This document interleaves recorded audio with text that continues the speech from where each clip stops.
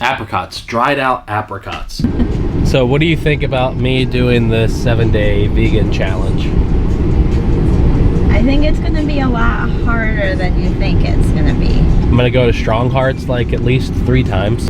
There's vegan options at the Hop Spot. That's right, there are, yeah. But There's one a vegan option at the Bridewell.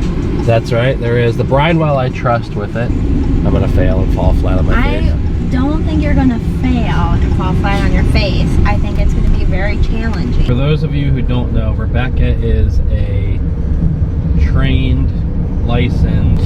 Well, licensure is a very deep topic. Rebecca is a registered dietitian. That means that when it comes to things like food and how it affects the body, Rebecca is considered an expert. Correct? I mean, I like to think so. Would you ever recommend a vegan diet to someone? If someone's looking to lose weight, I wouldn't necessarily recommend the vegan diet to lose weight. If someone is interested in the treatment of animals and for environmental reasons, vegan diet is a very good choice for that. I think it makes you a little more mindful about food. My concern with the vegan diet, a lot of the times, you have to be very mindful to make sure you get all your nutrients. And I think sometimes that can be very tricky for some people. Nutrients that of someone who's strictly adhered to a vegan way of living or eating, the nutrients that they're going to lack are going to be iron, zinc, and vitamin B12, correct? Correct. You did some research. Did some research. I'm very impressed. Anyways, so also omega-3s. And one of the challenges for someone who's living a vegan lifestyle is getting omega-3s from getting the proper amount of omega-3s, because they can't just pop fish oil. You can't just pop fish oil. That is good to know. The other thing too, you're doing this for 1 week.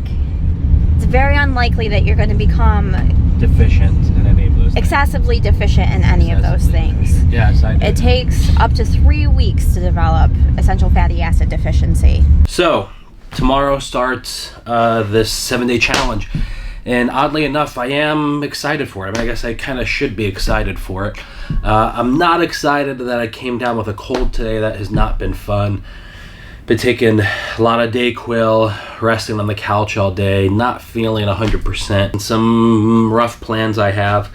So for breakfast, I plan on just having oatmeal with either banana, some sliced bananas and berries, or just bananas. I'm not really sure yet. Some cinnamon and some legit almond milk that's just almond milk. For lunch, I plan on packing salads with some nuts and seeds and using lemon juice and maybe a little bit of olive oil, I'm not sure yet, but as kind of a dressing. And then I also plan on doing kind of like a burrito bowl of sorts, rice and black beans and peppers and mushrooms and onions, cilantro and lime, and just kind of throwing that all together.